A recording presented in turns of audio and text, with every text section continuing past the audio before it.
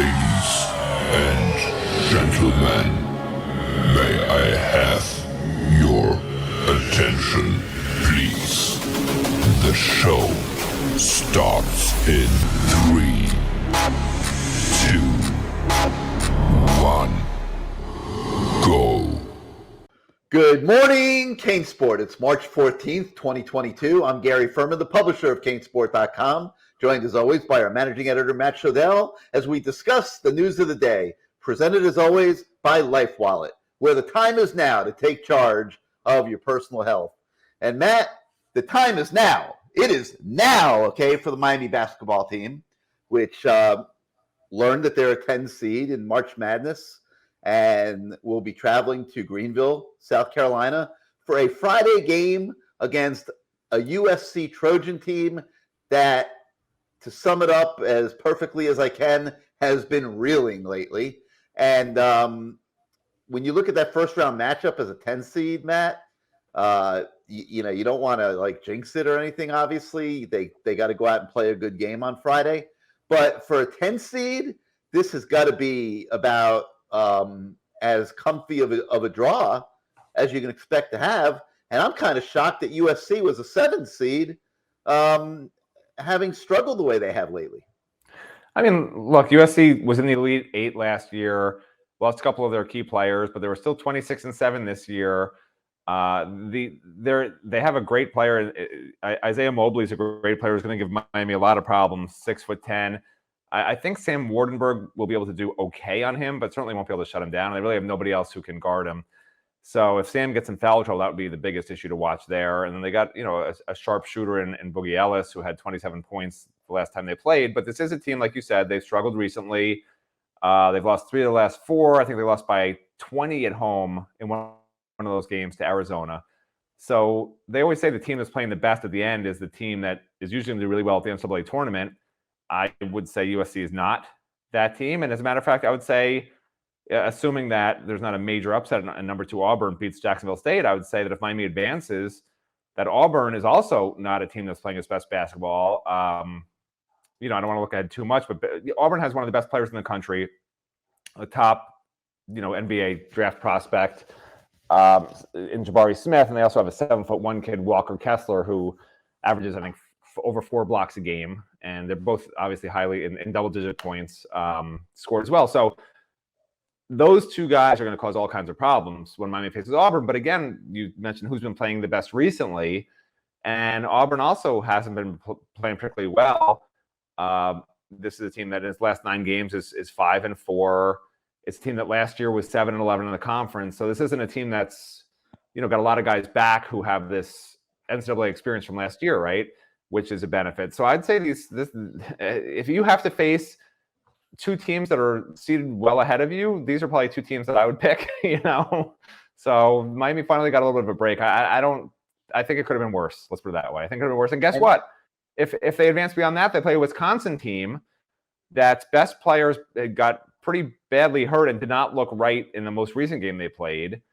And they've lost 2 in a row. So these are potentially, that would be a Sweet 16 matchup. So these are 3 potentially higher seeded teams, the highest seeded teams that they would play, that all have not been playing their best basketball in the last couple of weeks or week or 2. So what else can you ask for if you're a Miami fan and you're seeded 10th, right? I mean, that's pretty good. Yeah, and it's almost scary to be having conversation like this. I mean, you're in the NCAA tournament, you're playing a higher seeded team that had a very good season. And, we don't want to come across here as like we're poo-pooing this game or penciling Miami in as a victor. I mean, like any NCAA tournament game, you got to play well. And the Hurricanes certainly will have to do so in Greenville. But, the weird thing about USC is they had not incurred back-to-back losses until the final week of the regular season when they lost those games to Arizona and UCLA. And they thought they had righted their ship a little bit in the conference tournament when they beat Colorado relatively impressively. But then they lost to UCLA again in the conference semifinals. So that made it 3 losses in 4 games, like you said. And it's certainly not ideal to have lost momentum like that. Now, this is a team that gained good experience last year. They were a 6th seed in the NCAA tournament last year, and they reached the Elite Eight before losing to top-seeded Gonzaga. So, they have had experience in March Madness. They do know how to, turn it up late in the season when they need to. So, very interesting. Probably one of the more interesting first-round matchups in all of the brackets for the Canes here, and but we'll just have to see what happens. But on the one hand, like we said, that it is probably as favorable of a draw as you could hope for. But B, it's the NCAA tournament, and you have to play well. Any parting thoughts on that, Matt? USC is traveling across the country, obviously, and we've had teams, North Carolina and Duke, clearly out-talent Miami. I would say that USC slightly would out-talent Miami roster-wise, very slightly.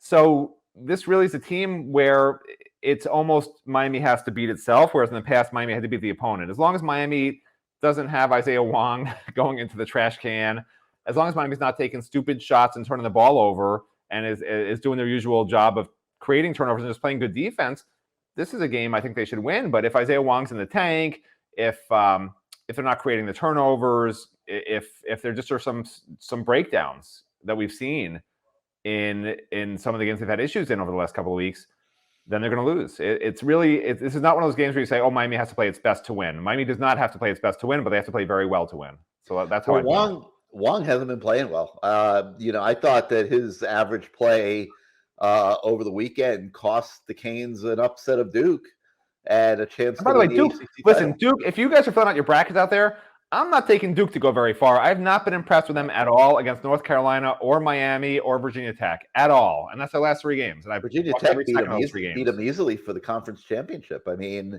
agree. And it was late there for the taking for the Canes as well on Friday, and Wong had an abysmal first half at the free throw line, didn't score to his normal level, and they came up short in the game, and it's a shame to me. We don't need to belabor this because it's over, but this team was really close to winning the ACC regular season title, and it wasn't that far away from having a shot to win the tournament also. Yeah, guess what? Gary, the problem was 6 other teams could say the same thing. That's the problem. It was just not really. I mean, not really. Not really? Virginia Tech, Miami, North Carolina, Duke, and Virginia. And was there one more? Maybe there was one more. Whatever. Virginia Tech did win it. I don't think North Carolina has any claim. Well, Virginia Tech could make that argument that they could have won because they struggled so badly early in the year. If they put it together a little bit earlier, they would have won everything. That's what I'm trying to say. So yeah. These are teams that make the same argument. That's what I'm trying to say. It's March Madness, and it's exciting. I hope a few more people embrace Miami basketball than maybe did during the regular season, because it could get interesting here next weekend, and we'll of course be covering it. I will be your shield in the fiercest battle. I'll defend you. Yeah. Hey, my name is Cleveland Reed, and I play offensive line, and my job is to protect. I protect my family with Life Wallet. How about you? Of course, I got Life Wallet. It's the best way to protect my family. Long as we go together, we'll die, we'll never be a light. Couldn't let the darkness try you ever. Truth in my word, you I lie to never. To protect you and your family, get Life Wallet now. Life Wallet. Saving time, saving lives.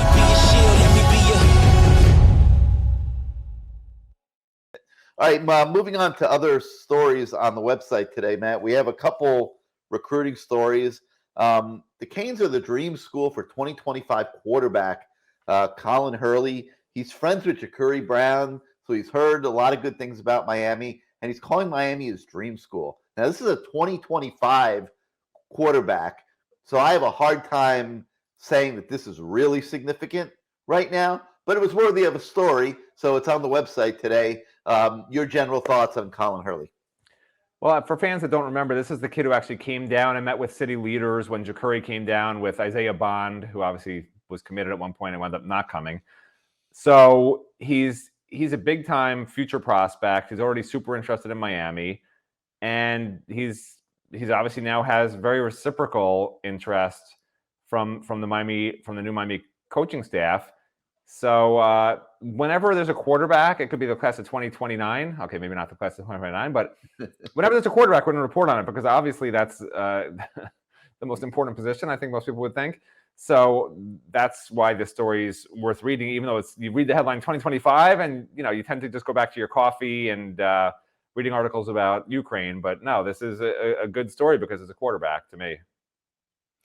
All right, and another recruiting story, which to me is even more interesting, is Miami's hot on the trail of 4-star tight end Reed McKeska. He's from Bridgeland, Texas, and is enamored by tight end U. He's a fan of Greg Olson, Jeremy Shockey.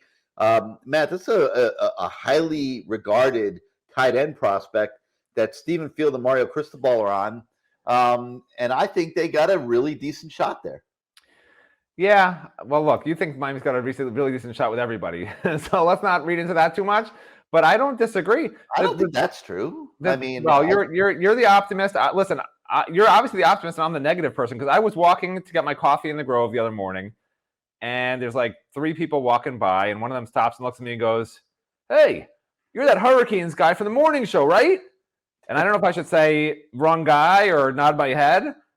For some stupid reason, I nodded my head, and I just kept on my way, and I got my coffee.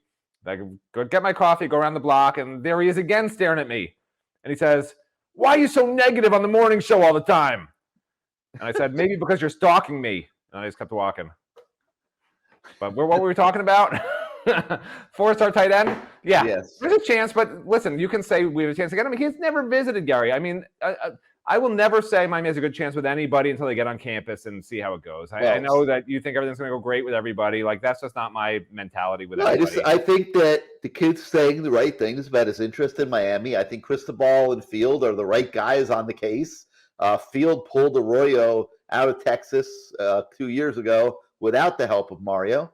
And I just think they have a decent shot at the kid. Yeah, I mean, look, if you look, they get everyone they want, right? Arroyo, Skinner, you name a tight end, they get them. I don't disagree with that, and they definitely want this kid bad, and so does everyone else.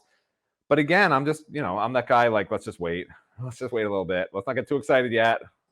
All right, also on the website from the weekend, we have one of my mailbags where I attempt to answer a lot of questions about the first week of spring practice, and took the best shot at that. So you guys who haven't been following that through the weekend can check that out. Obviously we've had a few other recruiting stories as well through the weekend. And then there's the Canes baseball team, which lost to Boston College on Friday night, but came back and won Saturday, won convincingly Sunday, and salvaged the series. And Matt, do you feel like the series win over BC, the way they played the last 2 days, kind of gets the baseball team on a little bit of a momentum ride now? Well, God forbid I interrupt you, so I'm going to go back to your previous statement about your mailbag. I had a question for your mailbag, but I did not post it. But let's go. I'll get your answer right now. Give it to me. Let's go. Okay. So I got a jury summons. I'm a standby with a start date of April 4th, which is a week of spring practice. Is my response to them to say, "I'm sorry, it's Miami Hurricanes spring practice. I should be excused from jury duty"? Will that be 100%? Sufficient? They're going to accept that? 100%. You have a work responsibility. You are an invaluable member of the CaneSport team, and you can't be tied up in a jury room downtown. Well, it's funny because one of my friends is a lawyer, and I asked him the exact same question, and he said, "No, that's not going to work." But I'll just take your word over his, I guess. I mean, he's just a guy who happens to know about the law, and you know about the Hurricanes. I'm going to go with you over him, I think. So, sure. The worst they could do is say no. I have a weird feeling you just want me to cover spring practice, and you don't care if I get arrested once spring practice ends because I'll probably get out by the time the season starts. So what does it matter to you, right? That's you right. Don't care? Don't care. Now, back to my other question. Yeah, which leads right into BC. Because I'm hoping they're going to be in prison for most of the rest of the baseball season because I just don't see a lot of good things happening. I don't think BC's any good.